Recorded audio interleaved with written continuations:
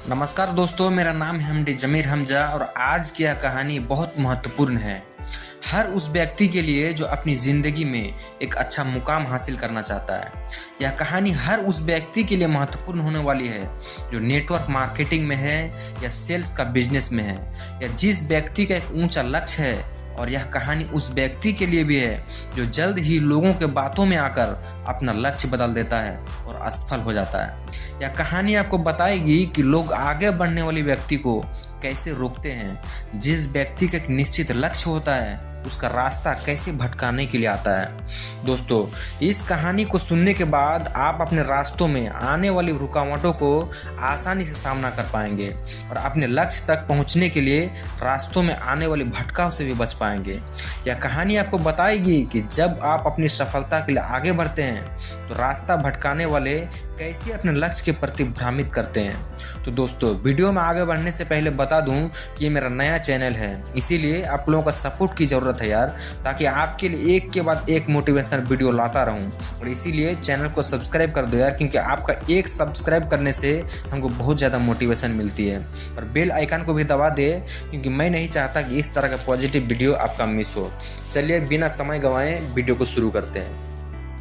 एक गांव में एक बहुत ही प्रसिद्ध पंडित रहा करता था। उस पंडित का नाम राम था। वह पंडित जिस गांव में रहता था वह उस गांव के प्रसिद्ध मंदिर में पूजा करता था और सभी शादियां और सभी धार्मिक कार्य वही पंडित कराता था। वह पंडित इतना प्रसिद्ध था कि आसपास के सभी गांवों में उसकी चर्चा हुआ करता था और सभी लोग उस पंडित का बहुत ज़्यादा रिस्पेक्ट किया करता था। राम पंडित इतने प्रसिद्ध थे कि सभी लोग उन्हीं से अपना धार्मिक कार्य कराने के लिए लोग दूर दूर से गांव में बुलाकर अच्छा दान भी दिया करते थे। एक बार पंडित जी अपने गांव से दूसरे गांव शादी कराने के लिए गए हुए थे।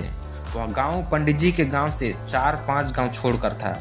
पंडित जी जब शादी कराने के बाद वहां से लौट रहे थे तो उन्हें किसी ने एक बकरी दान में दिया। जब पंडित जी उस बकरी को लेकर लौट रहे थे तो पैदल ही अपने रास्तों में बकरी को लेकर धीरे धीरे आ रहे थे, क्योंकि उनका गांव 4-5 गांव के बाद था। जिस रास्तों से पंडित जी लौट रहे थे उस रास्ते में 4 ठग रहते थे और वह आने जाने वालों को ठगा और लूटा करते थे। जब उन 4 ठगों ने पंडित जी को देखा तो बोलने लगे, आज तो सुबह से कोई नहीं मिला है और हमें खाने पीने का भी व्यवस्था भी नहीं हुई है। चलो आज पंडित जी को ही लूट लेते हैं, इनसे बकरी चुरा कर। लेकिन उनमें से एक ठग बोलता है कि अगर पंडित जी को मारा या पीटा तो सारे गांव वाले हमें छोड़ेंगे नहीं और हमें बहुत ज़्यादा पाप भी लगेगा। तब दूसरे ठग ने एक नया तरकीब सोचा और अपने अपने काम में लग गया उनसे बकरी चुराने के लिए। पंडित जी जब पहले गांव पहुंचने वाले होते हैं तो उन्हें वहां पहला ठग मिलता है, जो एक साधारण व्यक्ति की तरह पंडित जी से राम राम करता है और उनके पैर पड़ने के लिए झुकता है, लेकिन रुक जाता है और पंडित जी से बोलता है, पंडित जी आप तो बहुत प्रसिद्ध पंडित हैं और लोग आपकी बहुत ज़्यादा इज्जत करते हैं, लेकिन आप इस गधे के साथ क्या कर रहे हैं। तो पंडित जी यह सुनकर बहुत गुस्सा होते हैं और बोलते हैं, अरे मूर्ख, ये गधा नहीं, ये बकरी है, बकरी। लेकिन वह ठग उनसे कहता है, ये बकरी नहीं है, ये तो गधा है।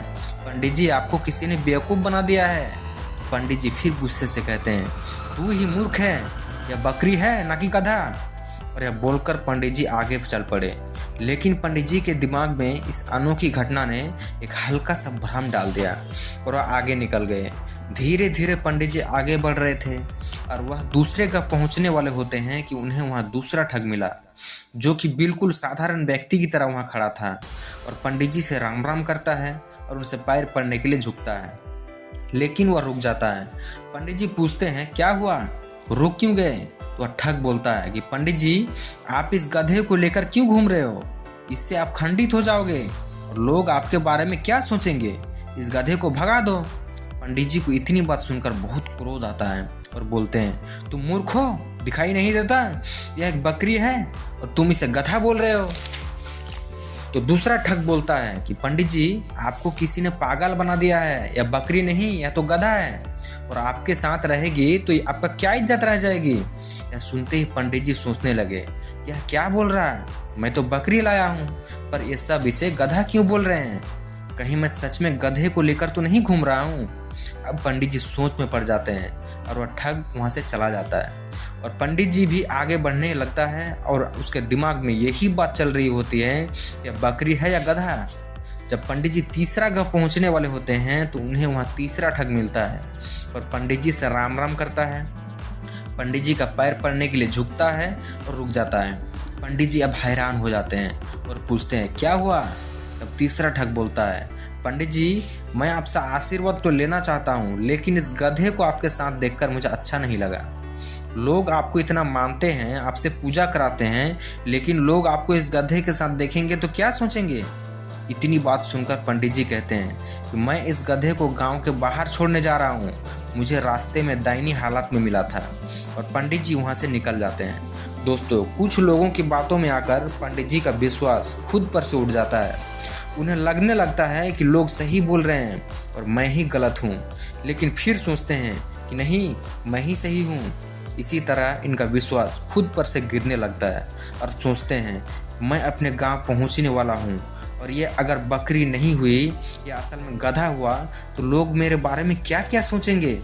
यही बात सोचते सोचते पंडित जी चौथे गांव पहुंचने वाले होते हैं कि उन्हें वहां चौथा ठग मिलता है और पंडित जी से राम राम करता है और पैर पड़ने के लिए झुकता है, लेकिन रुक जाता है। पंडित जी पूछते हैं क्या हुआ। वह ठग बोलता है कि बाकी सब तो ठीक है पंडित जी, लेकिन आप गधे को लेकर क्यों घूम रहे हैं। तो पंडित जी कहते हैं कि मैं इस गधे को गांव के बाहर छोड़ने वाला था। फिर वह ठग बोलता है, पंडित जी यह गधा आपको शोभा नहीं देता, लोग क्या सोचेंगे आपके साथ यह गधा को देखकर। आप इसे मुझे दे दीजिए, मैं बाहर छोड़ कर आऊँगा। पंडित जी अपने आप में विश्वास खो देता है और उस बकरी को गधा समझकर उस ठग को दे देते हैं और अपनी बकरी को छोड़कर आ जाते हैं। और उन चारों ठगों की तरकीब काम कर जाती है और पंडित जी से बकरी छुड़ा लेते हैं और उसे बेचकर पैसा कमा लेते हैं। दोस्तों, इसी तरह हमारे आसपास भी हमारा रास्ता भटकाने के लिए बहुत सारे ठग मिलेंगे जो हमारा रास्ता भटकाना चाहते हैं। उनसे बचकर और खुद पर विश्वास रखना होगा, तभी हम अपने लक्ष्य को पा सकते हैं। दोस्तों, हमें खुद पे हमेशा विश्वास रखना चाहिए। दूसरा व्यक्ति क्या कह रहा है उससे हमें कोई फर्क नहीं पड़ना चाहिए, क्योंकि हमें रास्ता भटकाने वाले बहुत मिलेंगे। इस कहानी में भी वही हुआ है। अगर पंडित जी को खुद पर पूरा विश्वास होता कि हाँ ये बकरी ही है, तो वह अपनी बकरी को ठगों को नहीं देते। इसी तरह हमें भी अपने ऊपर विश्वास करना होगा। दोस्तों, अगर हमें अपना लक्ष्य हासिल करना है तो हर किसी से सलाह लेने की ज़रूरत नहीं है और किसी भी व्यक्ति के नकारात्मक बातों से हमें कोई फर्क नहीं पड़नी चाहिए। दोस्तों, परेशानी की बात ये नहीं है कि हमें कोई समझाता नहीं है, परेशानी की बात यह है कि हम खुद को समझते नहीं हैं। दोस्तों, अपनी काबिलियत को परखें, उसे निखारें, तभी सफलता मिल सकती है। दोस्तों, उम्मीद करते हैं कि इस वीडियो के जरिए से आपको बहुत कुछ समझ आया होगा। इसीलिए वीडियो को लाइक करें, शेयर करें और चैनल को सब्सक्राइब करना ना भूलें और बेल आइकन को भी दबा दें, ताकि